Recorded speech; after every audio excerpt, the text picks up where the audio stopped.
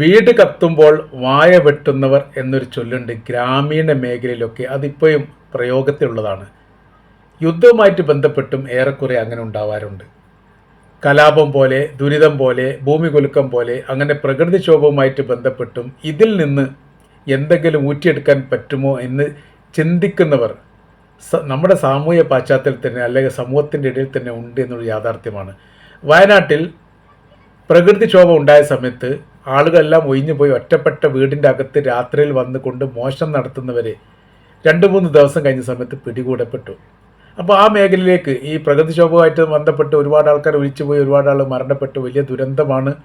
രാജ്യത്ത് ഏറ്റവും വലിയ ദുരന്തത്തിൽപ്പെട്ട ഒരു ദുരന്തമായിട്ട് തന്നെയാണ് വയനാട് ദുരന്തത്തെ കണക്കാക്കുന്നത്. അപ്പോൾ അങ്ങനത്തെ ഒരു സാഹചര്യത്തിൽ ഈ മേഖലയിൽ നിന്ന് ആളുകളൊക്കെ ഒഴിഞ്ഞു പോകുക എന്നുള്ളത് സ്വാഭാവികമാണ്. അപ്പോൾ അത് കണക്കാക്കിയിട്ട് ഇത് മൃതദേഹത്തിൽ നിന്ന് മോതിരം ഊരിയെടുക്കുക എന്ന് പറയുന്ന പോലെയുള്ള പ്രവൃത്തി ചെയ്യും ചില ആളുകൾ. അത്തരം ആളുകളെ പിടികൂടിയുമായിട്ട് ബന്ധപ്പെട്ടൊക്കെ നമ്മൾ വായിച്ചതാണ്. ഇപ്പോൾ ഈ യുദ്ധത്തിൽ ചാകരയാണ് റഷ്യയെ സംബന്ധിച്ചിടത്തോളം അവർക്ക്. റഷ്യക്ക് ചാകര, അമേരിക്കക്ക് മൂകത. ഇതാണ് ഇപ്പോൾ യഥാർത്ഥത്തിൽ നടന്നുകൊണ്ടിരിക്കുന്ന സംഭവം. വലിയ രീതിയിലുള്ള ഉപരോധം റഷ്യക്ക് ഏർപ്പെടുത്തിയ രാജ്യമാണ് അമേരിക്ക. അവരുടെ കയ്യിൽ നിന്ന് പെട്രോളിയം വാങ്ങരുത്, അതായത് ഈ എണ്ണയുമായിട്ട് ബന്ധപ്പെട്ട യാതൊന്നും വാങ്ങരുത് എന്നുള്ള നിർദ്ദേശം അമേരിക്കയുമായിട്ട് സഹകരിക്കുന്ന എല്ലാ രാജ്യങ്ങൾക്കും മുന്നറിയിപ്പായിട്ട് നൽകുകയും ചെയ്തിട്ടുണ്ട്. അപ്പോൾ ഉപരോധം ഈ ഉണ്ടാകുന്ന സമയത്ത് അത് അതിജീവിക്കാനുള്ള വഴി എന്ന് പറയുന്നത് എല്ലാ രാജ്യവും ചെയ്യാറുള്ളത്, പ്രത്യേകിച്ച് എണ്ണ രാജ്യങ്ങൾ ചെയ്യാറുള്ളത്, അത് ബ്ലാക്ക് ആയിട്ട് വിൽപ്പന നടത്തുക എന്നുള്ളതാണ്. ഒരു രാജ്യത്തിൽ നിന്ന് ഒരു രാജ്യത്തിലേക്ക് ഈ കടൽ വഴിയോ ആകാശം വഴിയോ പോകാൻ പറ്റുക, ആകാശത്തിലൂടെ ഏതായാലും ഇല്ല, കടൽ വഴിയോ കരമാർഗമോ പോകാൻ പറ്റാതെ സമയത്ത് ഈ രാജ്യത്തു നിന്ന് അടുത്ത രാജ്യത്തിലേക്ക് പൈപ്പ് ലൈൻ സ്ഥാപിച്ചുകൊണ്ട് രഹസ്യമായ രീതിയിൽ അത് നൽകുന്ന ഒരു പരിപാടി കാര്യങ്ങളൊക്കെ ചെയ്യാറുണ്ട്. അപ്പോൾ അതിനെല്ലാം വിലക്കിടുക അമേരിക്കയാണ്. ഏതെങ്കിലും തരത്തിൽ അത്തരം സംഭവം ഉണ്ടായാലും ഒഴിഞ്ഞ സ്ഥലത്തിലൂടെ പോകുന്ന സമയത്ത് അവിടെ ബോംബിട്ടിട്ട് അത് തകർക്കപ്പെടുന്ന പ്രവൃത്തി ഉണ്ടാവും. പിന്നീട് വലിയ രീതിയിലുള്ള ടാക്സ് പ്രഖ്യാപിക്കും. അങ്ങനെ ചൊറഞ്ഞു നിൽക്കുന്ന ഒരു സ്ഥിതിയിലേക്ക് രാജ്യത്തിൻ്റെ സാമ്പത്തിക മേഖല കൊണ്ടുപോകാൻ വേണ്ടി എല്ലാ കാലത്തും അമേരിക്ക ശ്രമിച്ചിട്ടുണ്ട്. ഒരുപാട് കാലം അവർക്കത് വിജയിക്കാൻ വേണ്ടി സാധിക്കുകയും ചെയ്തിട്ടുണ്ട്. അപ്പോൾ ഇപ്പോഴത്തെ നിലവിലെ സാഹചര്യത്തിൽ ഇപ്പോൾ ഒരു ഉത്തരവുണ്ടായി. ഏതാനും ദിവസങ്ങൾക്ക് മുമ്പ് യുദ്ധം കഠിനമായിരിക്കുന്ന സമയത്ത് ആ ഉത്തരവിൽ പറയുന്നത് എങ്ങനെയാണ്? വിൽപ്പനയ്ക്ക് പൂർണ്ണ സ്വാതന്ത്ര്യം എല്ലാ രാജ്യത്തിനും നൽകി. ടാക്സുമായിട്ട് ബന്ധപ്പെട്ട, ചുങ്കം ചുമത്തുമായിട്ട് ബന്ധപ്പെട്ട എല്ലാ കാര്യവും എടുക്കപ്പെട്ട് കഴിഞ്ഞു. ഇറാൻ, റഷ്യക്കടക്കം. അപ്പോൾ റഷ്യക്ക് എന്ത് ചെയ്യുക? ഏത് രാജ്യത്തും വിൽപ്പന നടത്തുക, അവർക്ക് നിയന്ത്രണങ്ങളുണ്ടായിരുന്നു. ഇറാനും അങ്ങനെ തന്നെയാണ്. ഇപ്പോൾ ഇറാൻ എന്ന് പറഞ്ഞിട്ടാണെങ്കിൽ റഷ്യ കഴിഞ്ഞാൽ പിന്നെ ചാകരയുള്ളത് ഇറാനാണ്. $2 ബില്യൺ ഒരു കപ്പൽ കടന്നു പോകാൻ വേണ്ടിയിട്ട് ഇപ്പോൾ ഇറാൻ വാങ്ങുന്നത്. യുദ്ധത്തിന് മുൻപ് ഒരു പൈസയും വേണ്ട, ഒരു അന്താരാഷ്ട്ര പാത പോലെ അങ്ങോട്ട് പോകാം, തടയാൻ വേണ്ടി വന്നിട്ടില്ല. യുദ്ധമായിരുന്ന സമയത്ത് ഞങ്ങൾ സാമ്പത്തികപരമായിരിക്കുന്ന വിഷയമുണ്ട്, വലിയ നഷ്ടങ്ങളുണ്ട്, അതുകൊണ്ട് അത് ഈടാക്കണേ നിങ്ങളെ കയ്യിൽ തരണം. നിങ്ങൾ പെട്രോളെ വില കുറയ്ക്കുകയോ ചെയ്യുന്നത് ഞങ്ങളുമായിട്ട് ബന്ധപ്പെട്ടതല്ല. പക്ഷേ തങ്ങളുടെ അതിർത്തിയിലൂടെ കടന്നെങ്കിൽ മാത്രമേ അവിടേക്ക് എത്താൻ വേണ്ടി സാധിക്കൂ. 20% 20 മുതൽ 30% വരെ ലോകത്താകമാനം മനുഷ്യന്മാർ ഉപയോഗിക്കുന്ന പെട്രോളിയം ഈ പറയപ്പെട്ട ഹോർമൂസ് കടലിടുക്കിലൂടെയാണ് കടന്നു പോകുന്നത്. അതിന് അനുമതി വരെ കൊടുത്തിട്ടില്ലെങ്കിലോ വലിയ പ്രശ്നങ്ങളുണ്ടാവും. അപ്പോൾ യുദ്ധത്തിന് വേണ്ടിയിട്ട് ഒരു കപ്പൽ 10,000 ബാരൽ എണ്ണ, മില്യൺ കണക്കിന് ബാരൽ എണ്ണ ഒക്കെ വഹിക്കുന്ന കപ്പലുകളുണ്ട്. അത്രയും കപ്പലുകൾ ഈ വഴിയിലൂടെ ലക്ഷക്കണക്കിന് ഡോളറിൻ്റെ സാധനവുമായിട്ട് വരുന്ന സമയത്ത് ഏറ്റുമുട്ടാൻ ആരും നിൽക്കോ? അങ്ങനെ ഒരു സംഭവം ഉണ്ടാവാറില്ലല്ലോ. അപ്പോൾ സമാധാനപരമായ രീതിയിൽ കടന്നു പോകണേ എന്ത് ചെയ്യണം? പണം വേണം. ആ പണം കൊടുക്കല്ലാതെ വേറെ വഴിയില്ല. അങ്ങനെ ഒരു ദിവസം 200 കപ്പലെങ്കിലും ഈ മേഖല കേന്ദ്രീകരിച്ചുകൊണ്ട് കടന്നു പോകുന്നുണ്ട് എന്നാണ് പറയപ്പെടുന്നത്. അപ്പോൾ ഒരു ദിവസം ഇറാൻ്റെ വരുമാനം കൂട്ടിയാൽ കൂടാത്തത്രയാണ് എന്നുള്ളതാണ് ഇതിൻ്റെ ചുരുക്കം. യുദ്ധത്തിൽ നേരിട്ട് പങ്കാളിത്തം ഉണ്ട് എന്ന് റഷ്യ ഇതുവരെ പറഞ്ഞിട്ടില്ല, ചൈനയും പറഞ്ഞിട്ടില്ല. 2022 ഫെബ്രുവരിയിലാണ് ഉക്രൈനുമായിട്ടുള്ള റഷ്യയുടെ യുദ്ധം ആരംഭിക്കുന്നത്. ആ യുദ്ധത്തിന് തുടർച്ച ഇപ്പോഴുണ്ട്. ഇപ്പോൾ 2022 26 എത്തി. അപ്പോൾ 22, 23, 24, 25, 26 4 വർഷം കഴിഞ്ഞ്, ഫെബ്രുവരി കഴിഞ്ഞ് മാർച്ച് 5ാമത്തെ കൊല്ലം ഇപ്പോൾ യുദ്ധം. ഈ 5 വർഷമായിട്ട് യുദ്ധം ചെയ്തുകൊണ്ടിരിക്കുകയാണ് ഉക്രൈനുമായിട്ട് റഷ്യ. അപ്പോൾ ഈ ഉക്രൈൻ എന്തുകൊണ്ട് പിടിച്ചു നിൽക്കുന്നു? മറ്റുള്ള രാജ്യങ്ങൾ സഹായിക്കുന്നു. അത് അമേരിക്ക സഹായിക്കുന്നുണ്ട്, യൂറോപ്യൻ രാജ്യങ്ങൾ സഹായിക്കുന്നുണ്ട്, റഷ്യക്കെതിരെയുള്ള എല്ലാ രാജ്യങ്ങളും ഉക്രൈനെ സഹായിക്കുന്നുണ്ട്. ഉക്രൈൻ ഒറ്റയ്ക്ക് യുദ്ധം ചെയ്യുന്നു. ആ യുദ്ധത്തിലൊക്കെ ഏറെക്കുറെ സഹായിച്ച മറ്റു രാജ്യം എന്ന് പറഞ്ഞാൽ ഒന്ന് ഇറാനാണ്. ഇറാൻ അവർക്ക് വലിയ രീതിയിലുള്ള ഈ മിസൈൽ സംവിധാനങ്ങൾ നൽകി. അത് പ്രതിരോധ മേഖല കവച്ചുകൊണ്ട്, അത് പ്രതിരോധ മേഖലയെ തകർത്തുകൊണ്ട് മുന്നേറാൻ പാകത്തിൽ നിർമ്മിക്കപ്പെട്ട ഹൈപ്പർസോണിക് മിസൈൽ അടക്കം ഇറാൻ റഷ്യക്ക് നൽകിയിട്ടുണ്ട് എന്നുള്ളതാണ്. അതുകൊണ്ടാണ് ഇറാൻ പിടിച്ചു നിൽക്കുന്നത്. അപ്പോൾ ഇപ്പോഴത്തെ ഒരു ഘട്ടത്തിൽ തിരിച്ചിങ്ങോട്ട് സഹായിക്കുക എന്നുള്ള സ്വാഭാവികമാണ്, അതവർ ചെയ്യുന്നുണ്ട് എന്ന് ചുരുക്കം. റഷ്യയുടെയും ചൈനയുടെയും പങ്കാളിത്തം ഇപ്പോഴും സ്ഥിരീകരിക്കപ്പെട്ടിട്ടില്ലെങ്കിലും അവർ യഥാർത്ഥത്തിൽ ഇറാൻ സഹായിക്കുന്നുണ്ട് എന്നുള്ളത് ഏറെക്കുറെ ഉറപ്പ് തന്നെയാണ്. റഷ്യയുടെ എണ്ണ ഉൽപ്പാദന രാജ്യം, ആയുധ വിൽപ്പന ഉള്ള രാജ്യവുമായിട്ട് ബന്ധപ്പെട്ടുള്ള എല്ലാ കാര്യങ്ങളും ഇപ്പോൾ തകൃതിയായിട്ട് നടക്കും. അഥവാ റഷ്യയുടെ പരിപാടി എന്ന് പറഞ്ഞാൽ അമേരിക്കയുടെ പരിപാടി പോലെ തന്നെയാണ്. എണ്ണ വിൽപ്പന നടത്തും, അതോടൊപ്പം ആയുധ വിൽപ്പന നടത്തും. അതിനൊക്കെയുള്ള ഉപരോധം പിൻവലിച്ചു. അപ്പോൾ ഈ കച്ചവടം ഇപ്പോൾ പൊടി പൊടിക്കുന്നു എന്ന് ചുരുക്കം. 38% ഇന്ത്യ 38% എണ്ണ വാങ്ങിയതും റഷ്യയിൽ നിന്നായിരുന്നു. അതാണ് എന്ത് ചെയ്തത്, ഇവർ ടാക്സ് ഉയർത്തിക്കൊണ്ട്, അതായത് അമേരിക്ക 25% അധിക ടാക്സ് നൽകണം എന്ന് പറഞ്ഞു. അപ്പോൾ പിന്നെ ഇന്ത്യയിലെത്തുന്ന സമയത്ത് അധിക വിലക്ക് വിൽക്കേണ്ടി വരും. അങ്ങനത്തെ കുറേ പ്രശ്നങ്ങളുണ്ടായി. പിന്നെ തൽക്കാലത്തേക്ക് പിന്നീട് റഷ്യയുമായിട്ട് ബന്ധപ്പെട്ട് നിർത്തിവെച്ചിരുന്നു.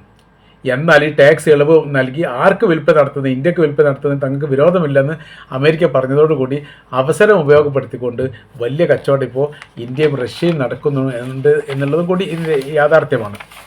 റഷ്യൻ കപ്പൽ കടൽ നിറഞ്ഞ് കവിഞ്ഞിരിക്കുന്നു എന്നുള്ളതാണ്. ഇപ്പോൾ റഷ്യയുടെ കപ്പലുകളാണ് സർവ്വ മേഖലയിലുള്ളത്. കാരണം അവരാണ് എന്ത് ചെയ്യുന്നത്, ഈ എണ്ണ ലക്ഷ്യസ്ഥാനത്ത് എത്തിച്ചു കൊടുക്കുന്നത്. അവർ മാത്രമല്ല പോരുന്നത്, റഷ്യയുടെ സൈനികർ അവരെ അനുകരിക്കുന്നുണ്ട്.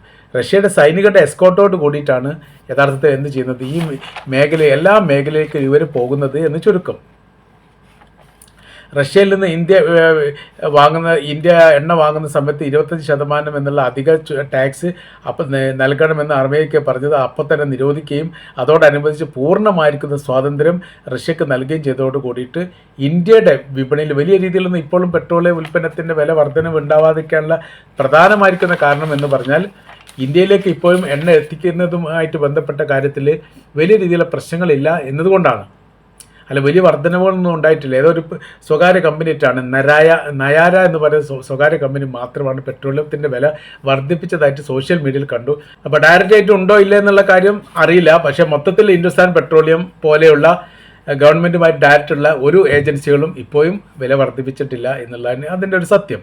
അപ്പോൾ അങ്ങനെയൊക്കെ ഉണ്ടാവാനുള്ള കാരണം നമ്മൾ കാണുകയും മനസ്സിലാക്കുന്നതിന് അപ്പുറമായ രീതിയിൽ അന്താരാഷ്ട്ര തലത്തിൽ പെട്രോളിയം ഉൽപ്പന്നത്തിൻ്റെ വില വർദ്ധിക്കാതിരിക്കാനുള്ള സംവിധാനങ്ങളെല്ലാം പരമാവധി രാജ്യങ്ങൾ നോക്കുന്നുണ്ട്, പ്രത്യേകിച്ച് അമേരിക്ക. അതിൻ്റെ കാര്യം എന്ന് പറഞ്ഞാൽ എന്തൊരു വിഷയം ഉണ്ടായാലും ഇപ്പോൾ അമേരിക്ക അതിന് ഉത്തരവാദിത്വം വഹിക്കേണ്ട ഒരു സ്ഥിതിയാണ്. കാര്യം അമേരിക്ക അനാവശ്യമായി വരുത്തി തീർത്ത യുദ്ധമാണ്.